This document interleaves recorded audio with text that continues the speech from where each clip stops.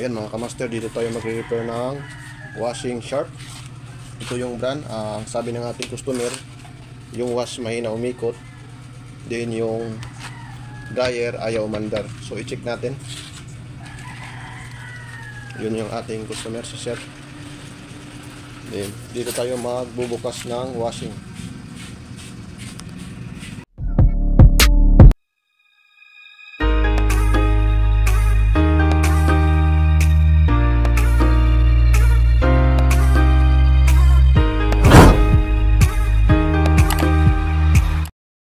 Ayan mga master, binuksan na. So pala, ni-repair na pala to kasi may yung capacitor niya is parang bago. Ayan. So mahina umikot, titingnan natin yung capacitor, yung value niya, i-check natin. Din yung belt, kasi malakas daw to maglagay ng mga damit. So siguro yung belt din baka maluwang na. So i-check natin. Tanggalin ko lang yung itong capacitor, i-check natin yung capacitance. Ayan mga master, tinanggalan natin yung mga connection. So ito yung capacitor is 11 UF plus 3 UF, yung 3 para sa dryer, then 11 para sa wash. So i-check natin, kaya pala hindi umandar yung yung sa dryer kasi walang nakakonek na capacitor. Nandito hindi niya kinonek nung unang gumawa. So i-check natin yung value sa capacitor kung good pa ba yung 11. Ayan, i-check natin to. Ayan mga kamaster, chinik na natin yung capacitor is 11 microfarad. So may nakuha tayo na 11.50. Ayan. So yung value niya is bumaba konti pero good pa lang to, good pa to. So i-check natin yung ito. Push ko lang kasi kamay lang yung gamit ko. Walang cellphone holder. Ayan mga kamaster, 3 microfarad yung para sa spin dryer. So good naman to. Ayan. So i-check natin yung motor sa spin dryer. Natin yung spin dryer. So andito yung diagram. Ayan. Ayan. Nakikita nyo dyan yung diagram. Pero ito yung common. Yung common yung black, din ito yung capacitor, ito rin yung capacitor. So i-check natin. So naka-resistance tayo. Ayan. Din kunin natin yung gray. Tingnan natin. So 3, 6.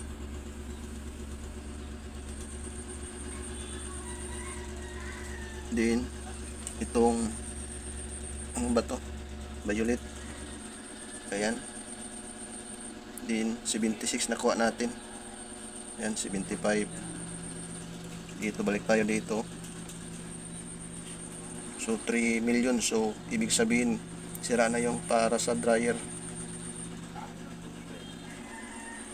Ayan. Din yung gray at sa violet, i-check natin, dapat equivalent doon sa kabila. Ayan, may nakuha tayo natin.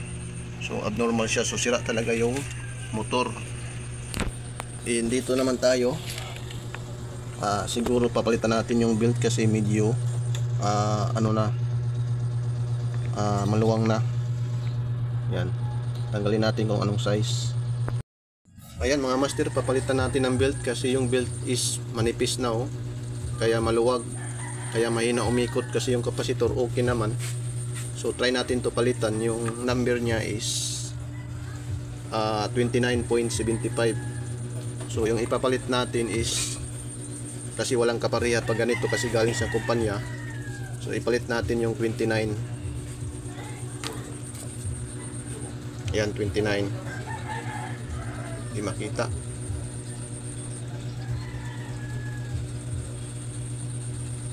Ayan, 29 no. Okay, papalitan natin ng motor yung spin dryer. Ayan mga master, ito yung sa may-ari.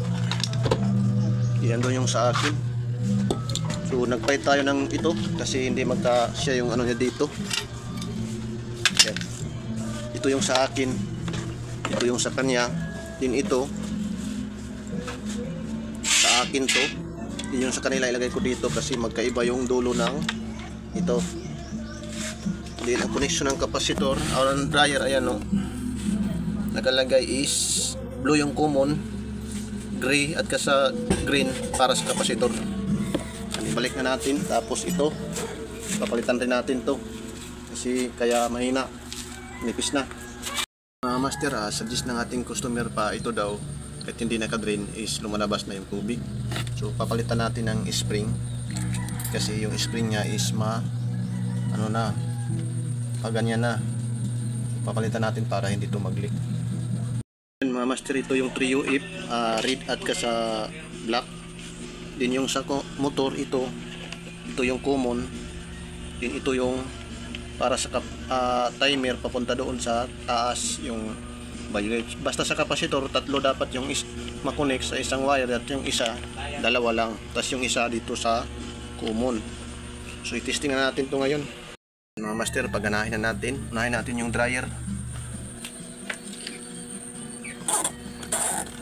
Yan. Yan natin. Yan o.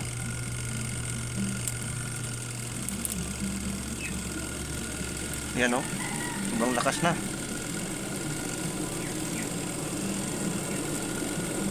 Yan. Din yung wash motor naman. Yan. Yan, umandar na rin o. Yan mga master.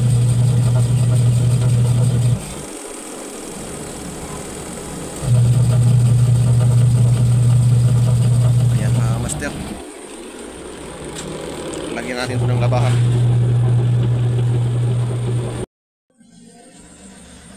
Ayan mga master, may tubig na yan. Then wala nang liko. Yan. Then itry na natin. Ito basa to. Lagyan natin dito. Yan. Lagyan natin dito. Matutuyo ba yun? Then ito yung sa tubig. Testing natin. Ilagay natin dito. Then ito yung primer.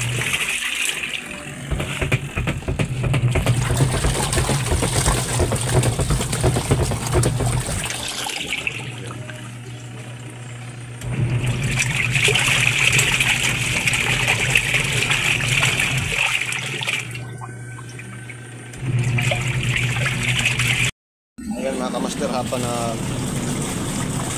nag-dryer tayo, lumabas na yung tubig.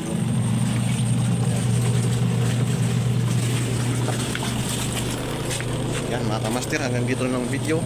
Sana rin lang kayo kung paano i-check at i-repair. Peace out mga kamaster.